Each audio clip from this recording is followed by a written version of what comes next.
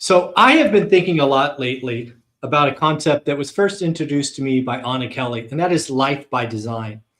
I honestly don't know what that means in general, but we're going to go deeper with Anna on that. But what I want to do here is go into the weeds about a concept called Refi till you die. This is a strategy first coined and trademarked by Jason Hartman, and really figure out what are the nuts and bolts behind this. Is this a strategy that the wealthy do? Is it a strategy that all real estate investors should do? Jason, I know you're passionate about this, trademarking the term Refi till you die. Tell us about it. When did you first stumble across this amazing strategy? Really, I guess ages ago, but about 22 years ago, I started teaching this idea of Wow. what I call refi till you die. And it's really not, I'm applying it to real estate investing, of course. But if you think about it, it's what all of the wealthy people do. Just look at the billionaires, right? They try to minimize any kind of income or capital gains. What they do is they keep their assets and they finance their assets and live on the borrowed money because there's no tax on borrowed money.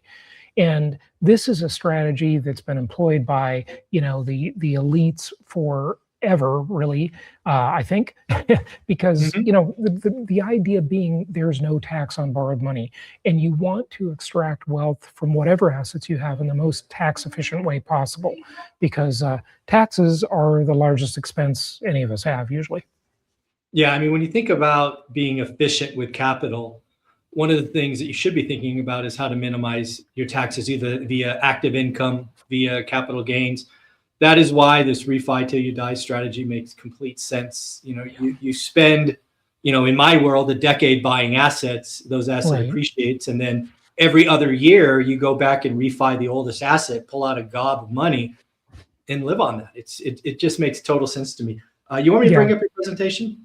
Yeah, sure. If you'd like, we can go through it. So what do you this got is a very specific example, and it is an example. It has to be, for in the interest of time, oversimplified. So it is simplified, but basically, it's the strategy, like we said before, employed by all of the wealthiest people. Now, the wealthiest people in the world started businesses, sold stock in the businesses, did initial public offerings or IPOs.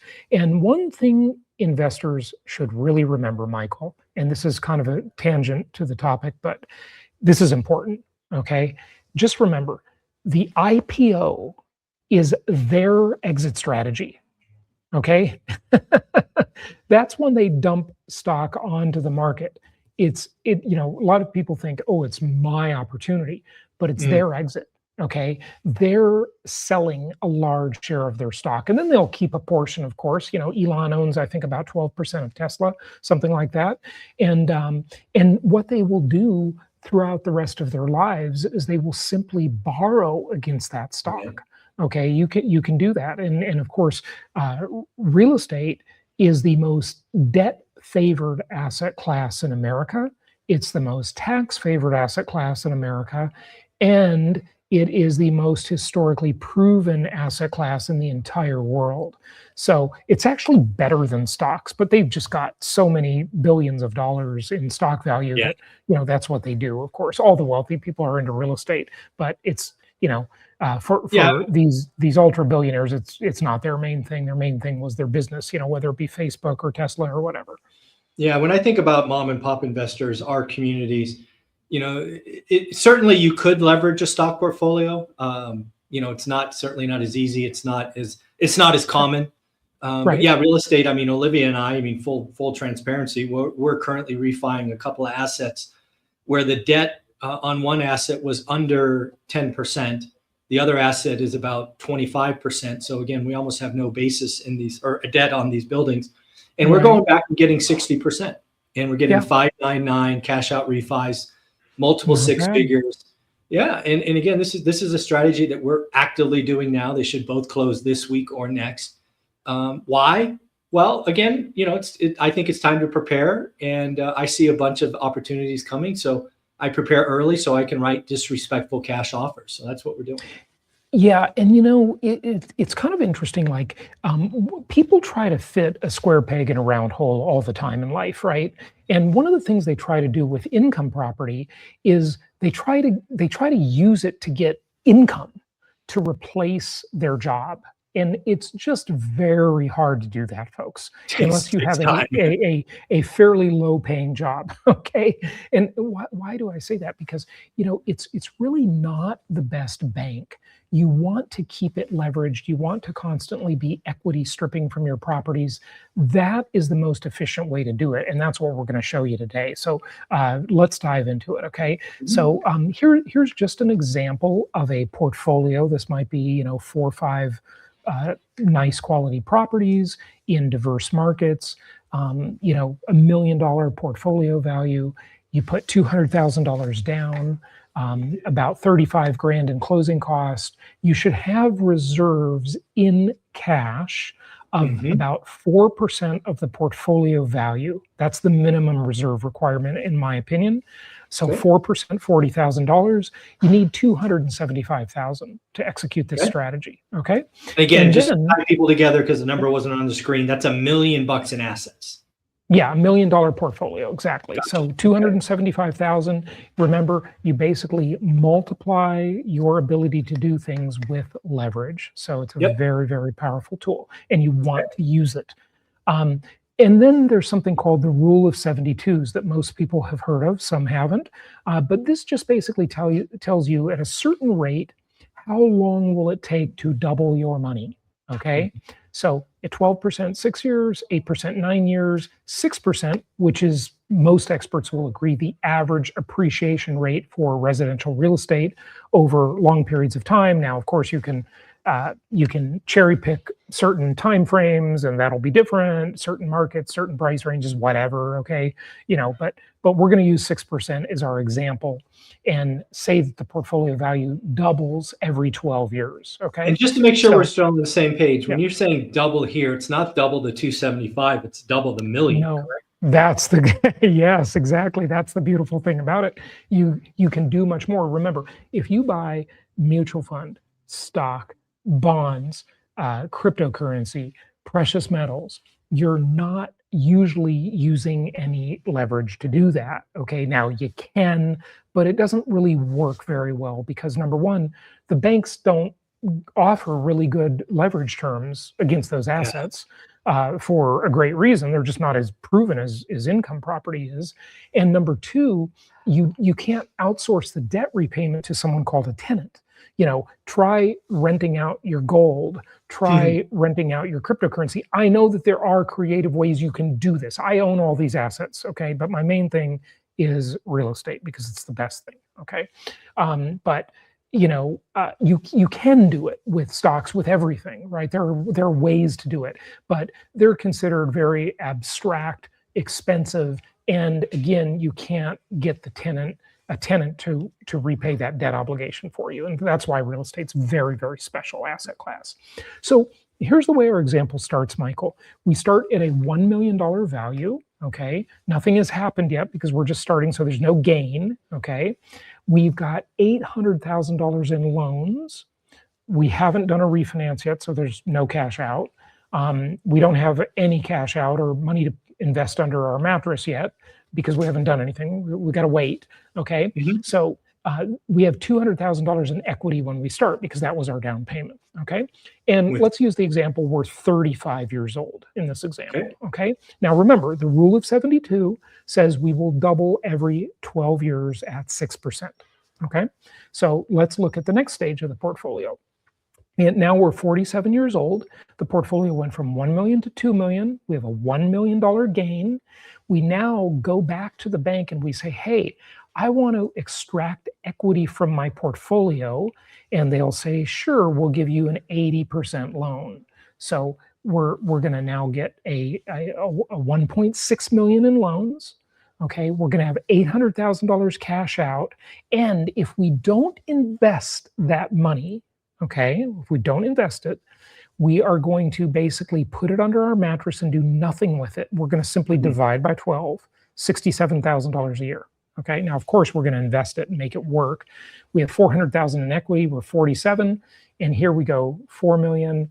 We've got a $3 million gain now. We're 59 years young. Okay, 3.2 million in loans. Here we've got 1.6 million cash out. We divide 800,000 equity, 59 years old. We do it one more time and we're 71, okay? 8 million, 7 million gain, et cetera, et cetera. And basically what you see here is that we are living, if we don't reinvest that money, which of course we will, we're living on about $250,000 a year. Now, couple things. Number one, we've increased the debt on the properties. So the question I always get is, well, what about cash flow? Okay, what's going to happen to our cash flow then?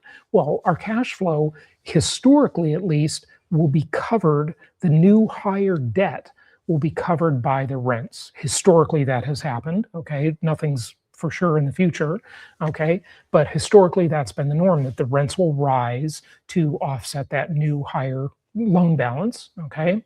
And this is a very simplified example. So, it doesn't really include all the benefits of leverage because we get leveraged returns. We have positive cash flow throughout these years, I hope, okay? I hope, that each property is producing maybe, $200, $250 a month positive cash flow. And remember how we started when we talked about how, it's not a very good cash flow asset?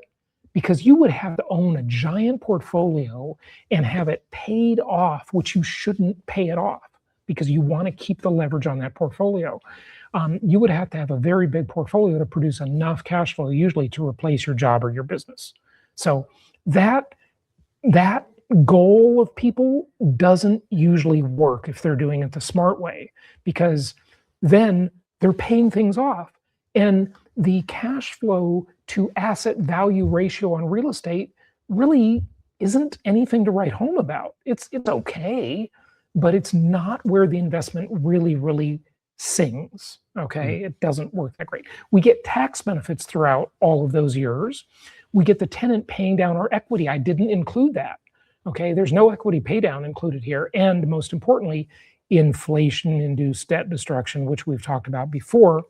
The idea of borrowing at today's dollar value and paying back at tomorrow's lower dollar value after inflation has debased the investment. So very, very powerful tool here. Yeah, when I think about refi till you die, it really is, frankly, I frankly think it's a strategy that the IRS hates. Right, because again, well, the IRS encourage it. I mean, you might be right that they hate it, but at least the tax code encourages it. no, clearly, and again, to say that, I'm saying that just because they're not getting their drip of capital gains, they're not getting their active income tax, they're not doing what the normies do. This is what the rich do. And again, I always talk about getting wealthy taking a decade, and then after that decade, you have this asset base. In this example, 4 properties. It could be 8, whatever it is. Yeah. And then you're just well, hopefully what you're doing, and by the way, we should do another show someday on what I call the perpetual motion machine, because hopefully what you're doing is you're using that borrowed money gain to have your portfolio buy more properties for you. And this is like the perpetual motion machine that they tried to invent, but it defies the laws of physics, so it can't be invented, so far at least. There is no perpetual motion machine, but it's something that inventors were fascinated with around, the turn of the century, from the 1800s to the 1900s, and it couldn't be done.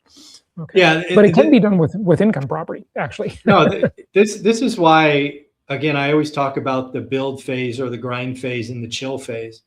Yeah. Again, folks, this is something, you're going to be alive in 10 years. At least that's our hope. And, you just grind for 10 years, buy assets when you can, structure them correctly so you don't lose them, right? No short-term debt, no variability. And don't sell them. Yes, don't sell them. Right. That's what the billionaires do. Yeah. That's the magic. Absolutely. So you just brought something else up. Let me show that. Yeah, put that back up if you like. So this is just the acronym IDEAL. Okay, IDEAL. This asset is ideal because it produces income, depreciation, tax benefits, equity growth, appreciation, and leverage. But really, there is a 6th thing to the ideal acronym, and that's inflation-induced debt destruction. Mhm. So it's very, very powerful. There's no other asset that has these special multidimensional characteristics like this. Yeah, I couldn't agree more. Again, folks, this is a strategy that you can start to deploy. It obviously is something Olivia and I have been doing, will be doing in the future. And again, the other thing about this, until you die, again, if you don't know about this, at death, your heirs will get what's called a stepped up basis, which is the ultimate cherry on the top of this. Very powerful. Yeah, absolutely. Yeah. So talk about that a little bit as we wrap this up. Yeah. So, I mean, look, we should both say we're not tax professionals. We're not attorneys. Okay. Correct. Consult the appropriate advisor. And things could change. And the laws could change, right? But under current law, my understanding is when you die with a real estate portfolio, the basis steps up to market value. Now, actually, that might be bad in a way if you want to create generational wealth, because your heirs might sell that portfolio. They don't have any tax liability if they sell it the day you pass, right? And then they can just, waste all the money. Okay. So, but that opportunity is available to them. Yes. So that's why you want to create a trust, and you want to have rules in that trust that, doesn't necessarily allow them to do that. Yeah, no, this is why the refi till you die, borrow till you die strategy is so powerful. You spend a decade or two building this asset base. You then spend the next 30 to 40 years enjoying life by borrowing against it with leverage, having others paid off, inflation and debt destruction. And then the kicker, you get stepped up basis, so your heirs could theoretically sell everything and pay no taxes. It's an incredible asset class. It really What's the puppy right there? We're seeing a little bit of him. Well, this is, you will meet her at your upcoming event. So at the ORAD event, this dog will be there. Her name is? Sophie, I guess. So I've really struggled with this. Maybe it should be Panda. I don't know. Maybe we can take a vote. She's getting very. Yeah, that's right. We'll take a vote. Panda or Sophie. Yeah. There you go. Well, Jason, you're amazing. Thank you again for coming out to Vegas. We're going to love seeing you. Take care. All right. I'm looking forward to it. That's coming up fast. And until then, happy investing. You know where to find me. Yep.